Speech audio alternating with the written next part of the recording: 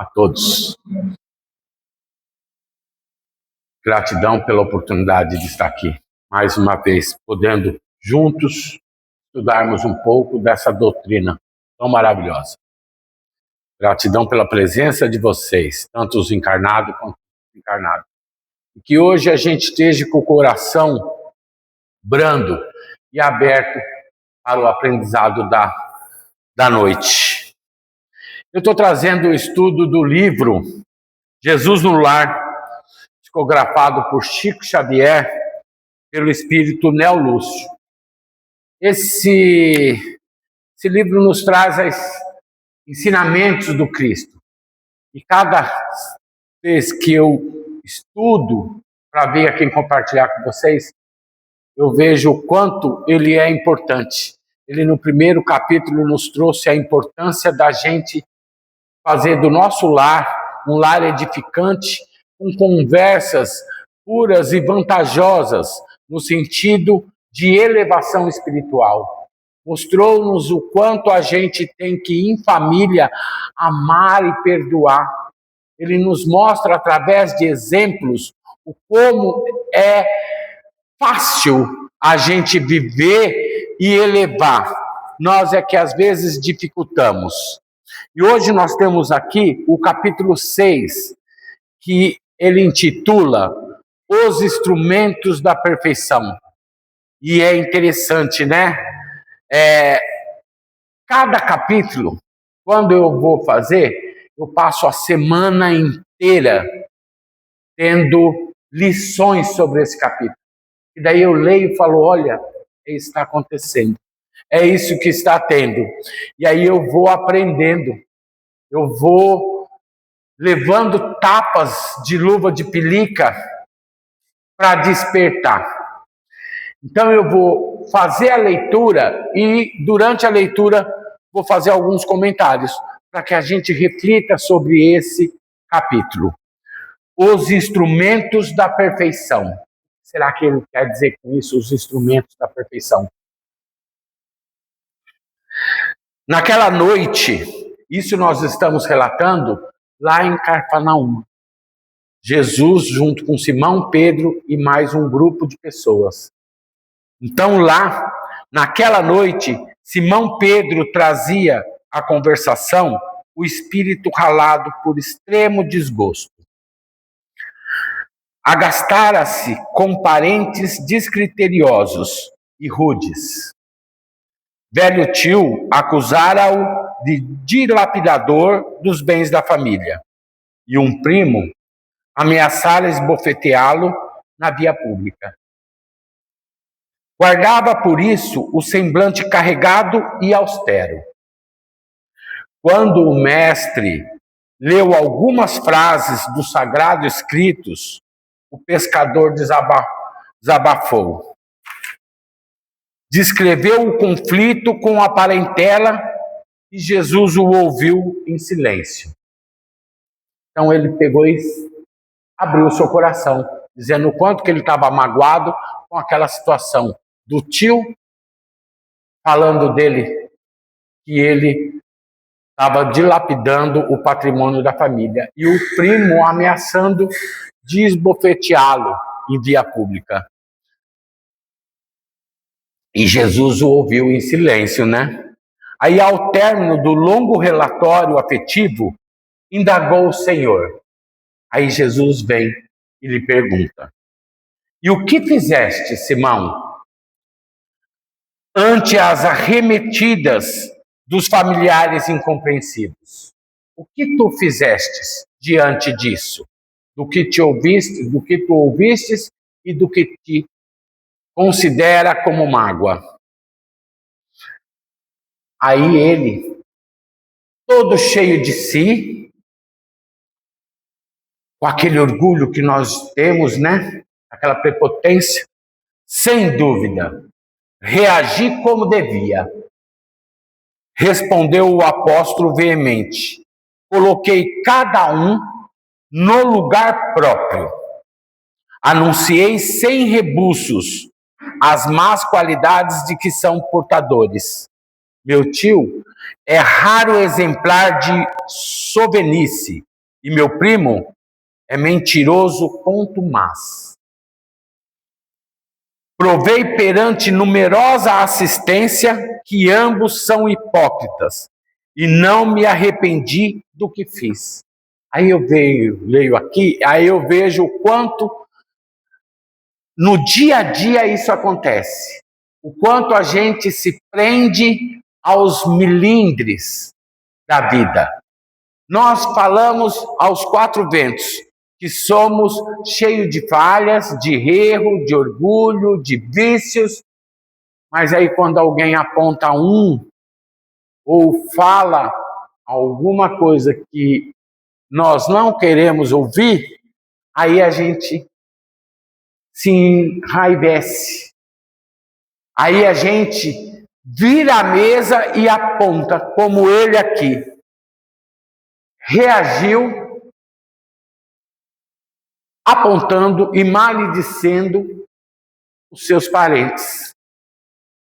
Sabendo ele que tem também os seus erros. Então nós somos muito assim. Nós reconhecemos as nossas falhas, sabemos da nossa pequenez, sabemos dos nossos vícios, dos nossos erros, da nossa fragilidade, mas não admitimos que os outros nos apontem. Porque o orgulho não permite isso. Né? E aí dentro deste título você entende, instrumentos da perfeição. São essas pessoas que entram na nossa vida e principalmente na nossa família, que são esses instrumentos de perfeição, para que a gente aprenda com eles. E aí eu continuo aqui no texto.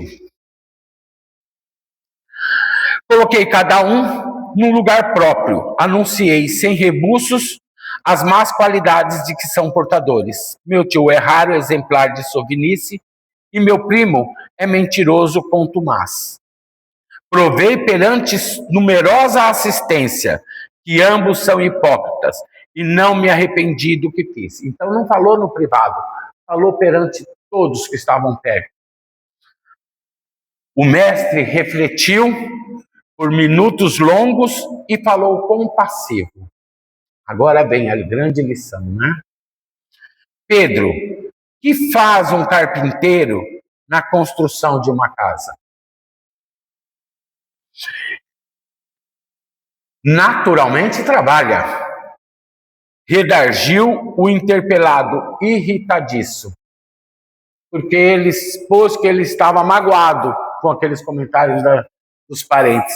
E Jesus vem e lhe pergunta, o que faz um carpinteiro na construção? Ele fala, o que tem a ver isso?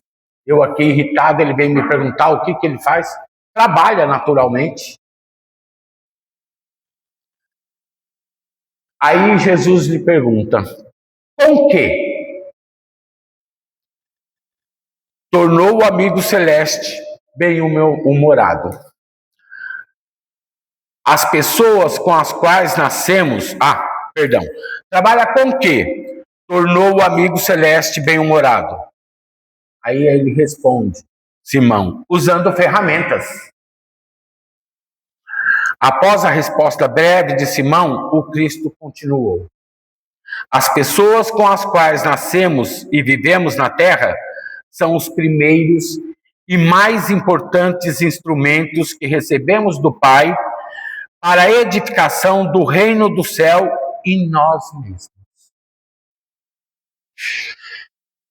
Então, é o que eu sempre digo, são anjos que são colocados na nossa vida para que a gente trabalhe principalmente os nossos maiores defeitos e vícios, para que a gente possa edificar o reino divino em nós mesmos. Porque a gente costuma muito dizer que, né, o reino do céu, ali a gente vai, é depois no nosso lar, o reino do céu, a gente almeja um lugar. E o reino do céu, ele está em nós, dentro de nós. É o como vivemos, como amamos, como perdoamos, como vivemos esse reino. E às vezes a gente espera alcançá-lo como se fosse um objetivo lá na frente, um lugar, uma situação. Quando eu morrer, eu vou para o reino do céu. Cuidado que talvez não tenha ônibus para lá, hein? Fica difícil. Então ele continua. E quando falhamos no aproveitamento deles, que constituem elementos de nossa melhoria, é quase impossível triunfar com recursos alheios. Porque o Pai nos concede os problemas da vida de acordo com a nossa capacidade de lhes dar solução. A gente sempre ouve aquele ditado, né? Deus dá o frio conforme o cobertor. A cruz conforme você aguenta carregar.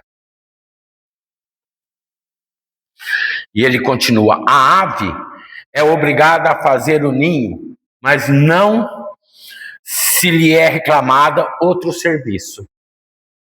A ovelha dará lã ao pastor. No entanto, ninguém lhe exige o agasalho pronto. Ao homem foram concedidas outras tarefas, quais sejam as do amor e da humildade. Na ação inteligente e constante para o bem comum, a fim de que a paz e a felicidade não sejam mitos na terra. Então foi dado ao homem trabalhar o amor, a humildade, para que a gente possa fazer com que a felicidade triunfe, que ela não seja um mito na terra. E a felicidade, o que é? A definição de felicidade. São inúmeras definições, conforme o nosso grau de evolução. Tem gente que acha que a felicidade é adquirir uma casa com piscina. O outro acha que a felicidade é ter um emprego que se ganha muito bem.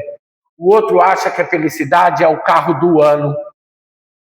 Uma vez eu comentei numa palestra que eu fiz que a tudo a gente deve dar graça. E aí eu falei, já pensou se a gente levantasse um dia e estivéssemos diante de nós só aquilo que nós agradecemos antes de deitar? Que Deus falasse, não, vou deixar então só o que ele agradeceu. Muitas pessoas iam levantar sem a casa, sem o carro, sem o emprego. Muitos iam levantar sem os filhos. Outros sem a esposa e sem o esposo. E outros doentes. Porque nós não sabemos agradecer. Nós não entendemos quando nos é colocado ferramentas como aqui ele disse, de anjos que colocam-se diante de nós para que a gente trabalhe o amor, o perdão, a benevolência, a caridade. Não é a caridade material, que essa é a mais fácil de fazer, é a caridade moral, a caridade de você ouvir, a caridade de você acolher, a caridade como Cristo havia, indulgência para com a falha do outro. E aí, essa semana foi um monte de tapa que eu levei, com tantas lições. Tive entraves com meu pai, com a minha falta de paciência. Ali está para mim trabalhar isso, entender, compreender. Mas isso é bom, porque comecei a compreender que eu sou falho. Só que eu tenho a capacidade de entender que eu tenho que continuar insistindo comigo. Se eu caio hoje, eu levanto e tento amanhã não cair no mesmo jeito. Mas vou falhar. vou falhar e não vou me cobrar em excesso, porque eu estou aqui para aprender. Eu estou aqui para caminhar junto, que todos esses que estão comigo estão me ensinando. Mesmo que pareça pessoas que nos tira do eixo, que nos deixa fora de si. Então aí eu percebi que alguns comentários, igual aqui teve, eu recebi durante essa semana na família, de o quanto que está aqui parado, que não está produzindo. E aí você se magoa. E aí essa pessoa, ela não fez isso por mal. Pode até ter dentro do coração dela a maledicência, mas não fez.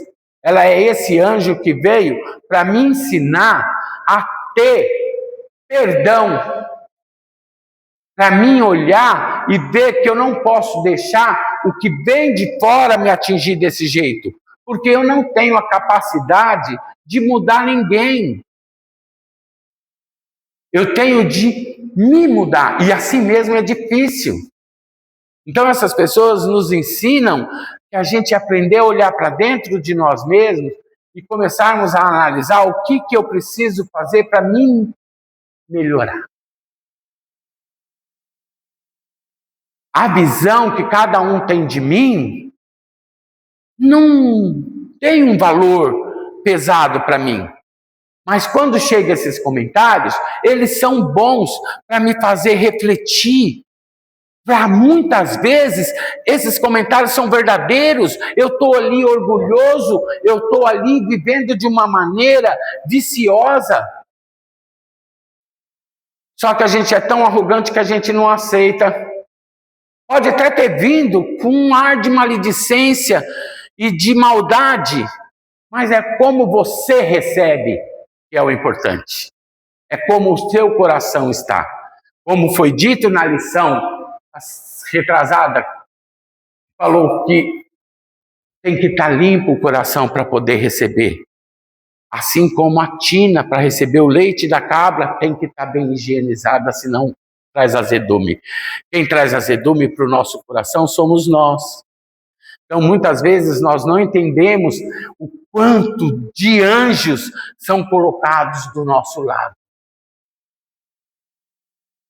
Esses anjos que nos tiram do eixo, tirando a nossa paciência, fazendo-nos ficar irritadiço, mas são eles que fazem com que a gente pratique esse lado positivo. Então, aí, continuando, né?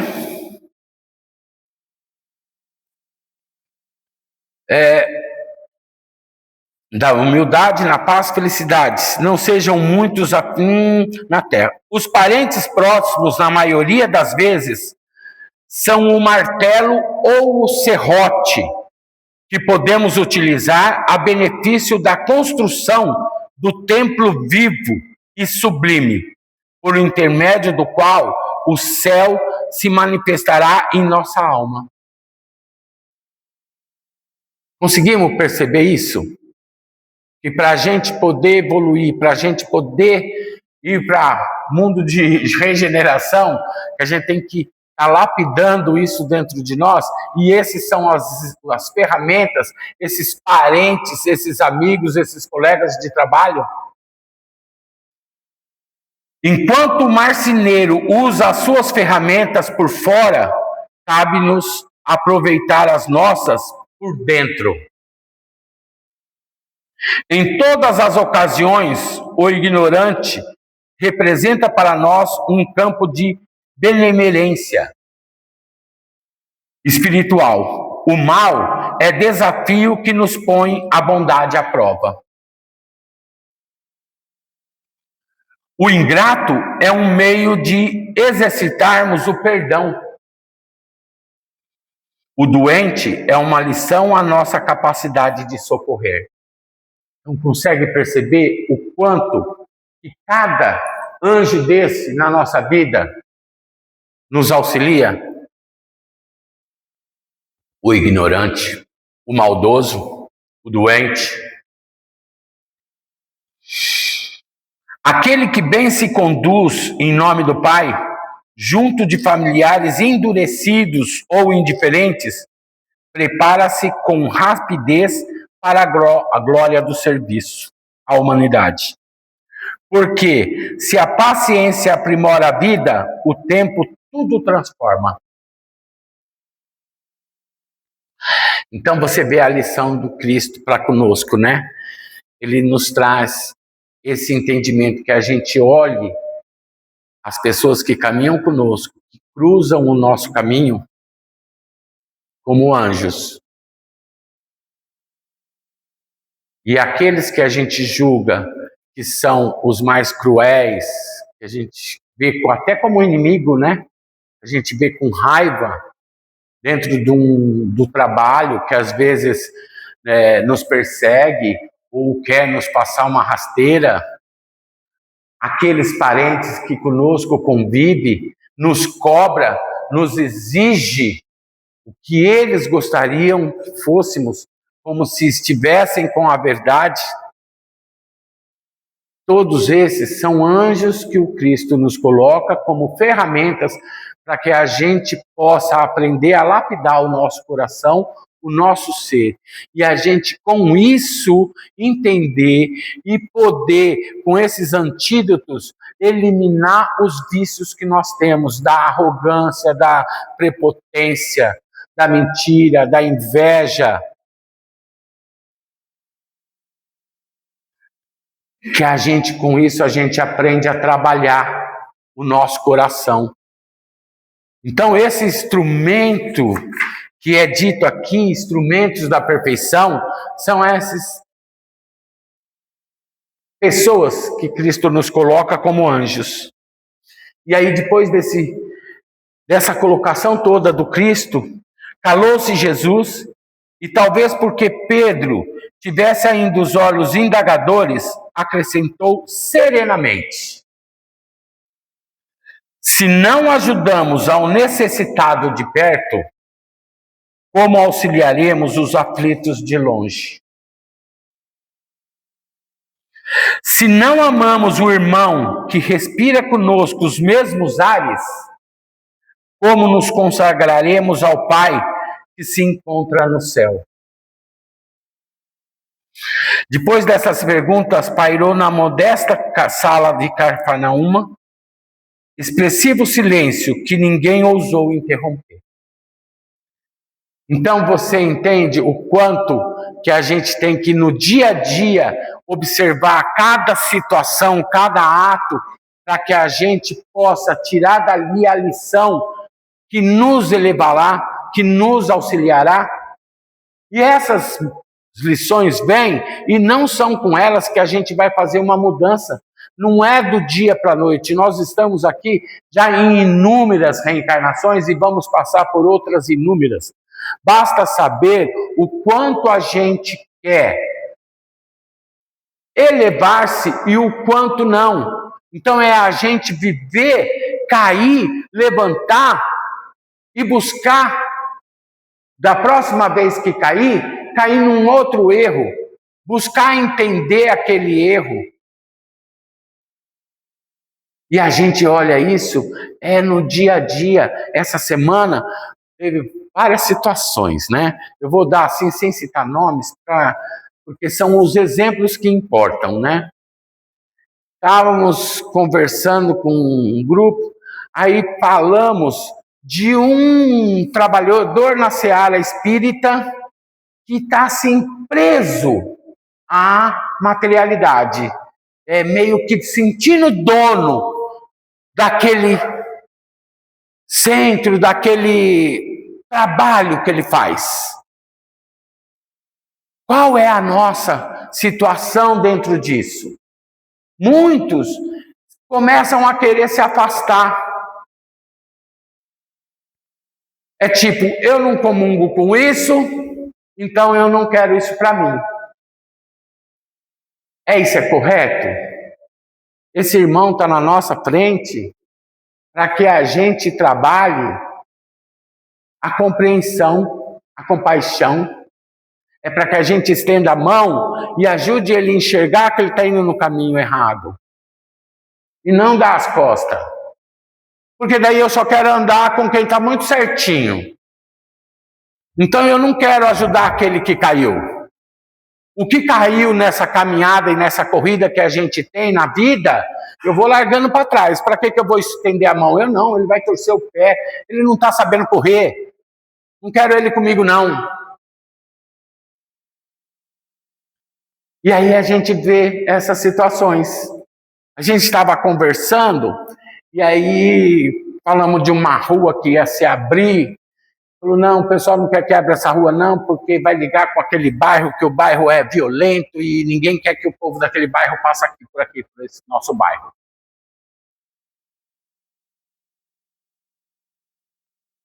Aonde está amar ao próximo? Quem somos nós para julgarmos quem é violento e quem não é? Então é só aquele bairro, e é a população inteira daquele bairro. Ou aquele bairro, então, tem que ser cercado para que eles nem passem por nenhum outro bairro. Então, percebe o quanto a gente, no dia a dia, a gente tem lições? E a gente vomita, esbraveja, sabe? E que, eu sou imperfeito, eu sou cheio de falhas. Eu enxergo as minhas falhas. Só quando alguém vem me falar, aí eu não aceito. Às vezes eu me desentendo muito com a minha irmã com relação a isso. Ela vem, às vezes, falar para mim o quanto eu, com meu pai, olha, você já percebeu? Eu falei, já. Estou tentando mudar. Aí ela cobra. Aí eu me irrito. Eu não tenho que me irritar, eu tenho que ouvir, compreender, trazer mais mansitude para o meu coração.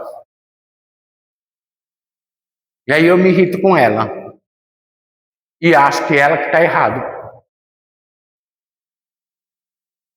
Não é? Então vocês percebem que nós estamos aqui andando e caminhando juntos. E todos somos um a muleta do outro. E não é por um acaso que a gente se cruza, se tá. Não é por um acaso que vem uma lição dessa e essa semana inteira foram cheios de exemplos para mim trabalhar e falar, olha, você é o pior de todos, hein? E muita gente acha que quem está aqui palestrando sabe mais. Não adianta você saber. Não adianta você saber o evangelho inteiro. Não adianta você saber de todas as obras espíritas. Não adianta você falar bonito se você não age. E eu falo agir, não é para os outros verem. É para você saber o quanto você está agindo, na verdade, com você mesmo. Porque você olha no espelho e você vê seus monstros. Você se vê nu ali na frente. Você pode querer vestir uma roupa bonita perante os outros, mas a hora que você está diante do espelho, ali aparece verdadeiramente quem você é, e você sabe disso. Basta saber o quanto você quer se modificar. Então é não ter esse medo, e é a gente saber agradecer por todos esses anjos que passam na nossa vida. E é o que eu agradeço pela oportunidade de estar estudando, pela oportunidade de estar acompanhando, pelas lições que vocês me passam. É só gratidão.